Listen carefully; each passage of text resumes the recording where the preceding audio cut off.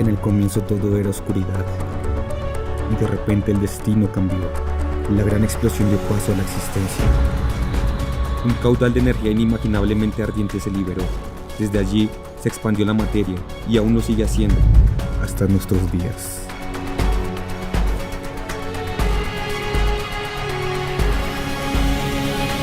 Con el tiempo, aquella fuerza produjo estructuras más complejas, desde moléculas hasta átomos, estrellas, galaxias y vida.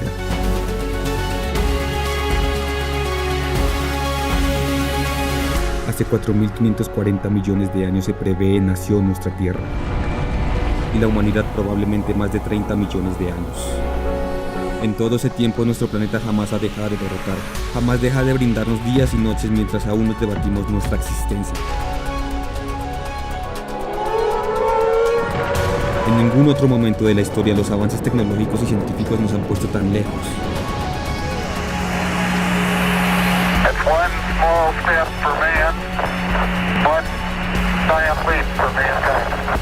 Pero también tan cerca de la destrucción total.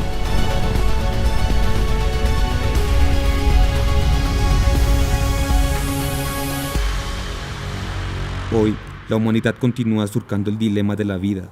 Con el dolor de su historia, con sus riquezas, hombres y mujeres siguen padeciendo la amargura del sufrimiento. ¿Por qué?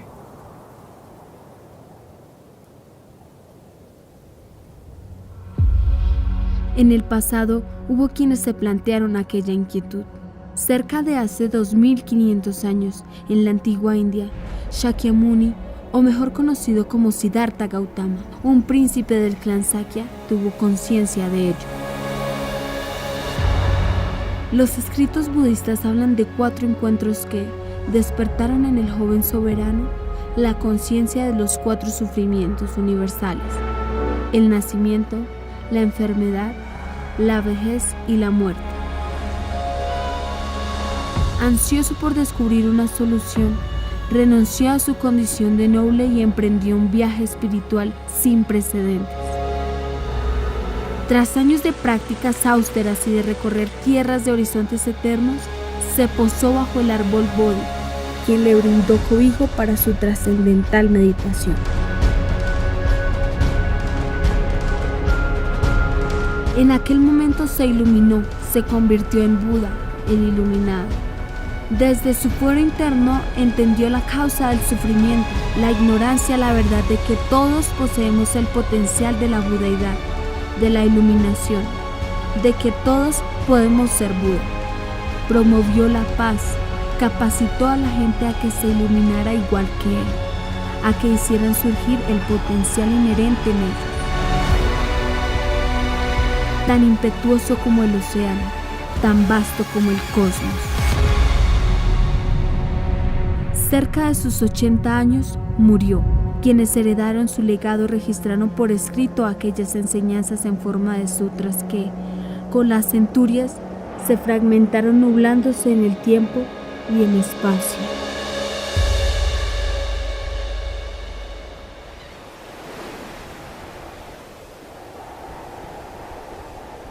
Aproximadamente 1000 años después y surcando el mar del Japón, encontramos a Nichiren Daishonin.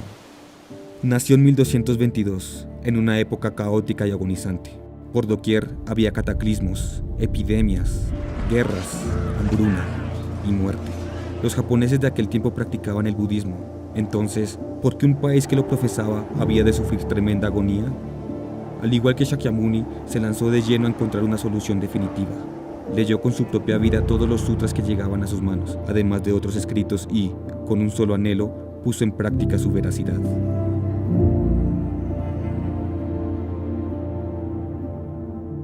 Luego de toda una vida dedicada a la práctica y al estudio, concluyó que el corazón de la iluminación de Shakyamuni yace en el Sutra del Loto. Retó a la autoridad que sometía al pueblo en la desventura y el padecimiento. Fundamentó que recitar el mantra de Nam-myoho Renge-kyo es la única enseñanza capaz de dirigir a las personas hacia la iluminación. Entonces cayó sobre él y sus discípulos el acoso y la persecución. Amenazado de muerte y exiliado en más de una ocasión, continuó enseñando hasta sus 62 años. Muere plácido, rodeado de sus discípulos, mientras aquellos entonaban al unísono Nammyoho Renge Kyo.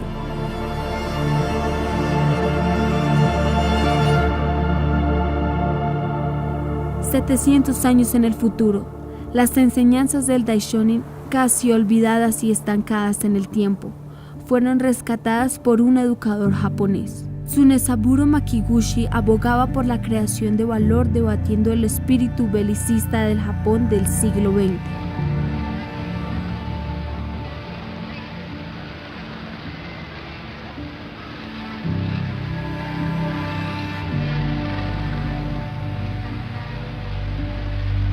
Encontró en el budismo de Nichiren y el Sutra del Loto el humanismo que buscaba. Así, fundó la Soka Kyoiku Gakkai, Sociedad Educativa para la Creación de Valor, en 1930.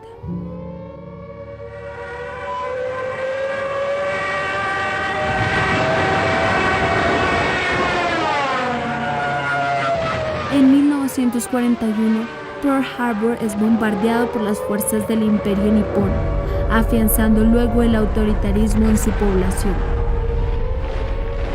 Por el contrario, Gakkai rechazó todas las demandas de la autoridad y por ello, en el 43, Makiguchi fue encarcelado junto a su discípulo y también educador Yosei Toda.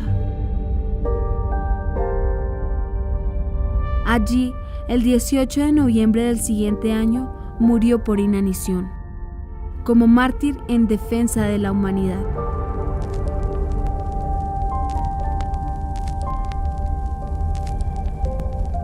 Japón se rinde el 2 de septiembre de 1945, entrando así la democracia a la nación y liberando a Yosei Toda, quien declaró: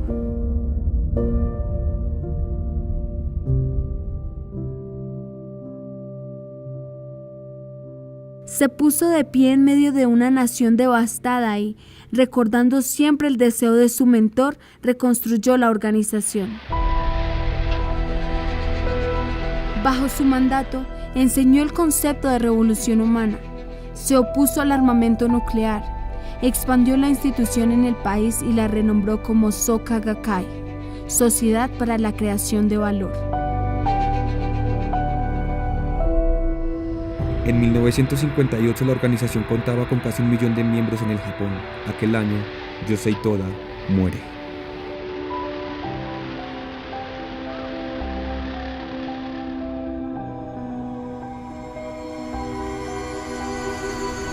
La organización pasó a manos de un tercer presidente, al discípulo más cercano de Toda, Daisaku Ikeda. Conoce a su mentor a los 19 años en una reunión de diálogo de Gakkai. Años después, escribió sobre él.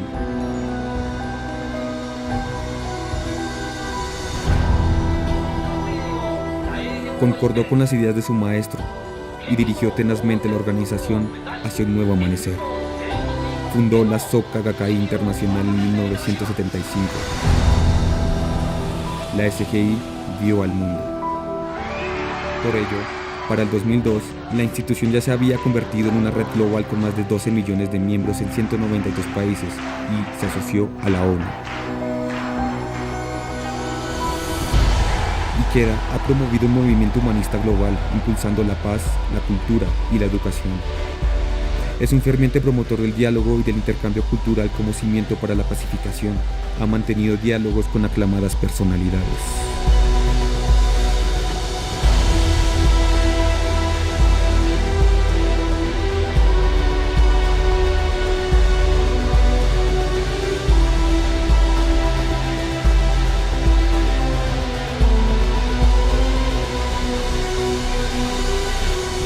Gracias a su labor, los integrantes de la SGI llevan a cabo la práctica diaria en sus hogares, pero también se reúnen con otros miembros de su localidad, de forma informal, en el hogar de alguno de ellos.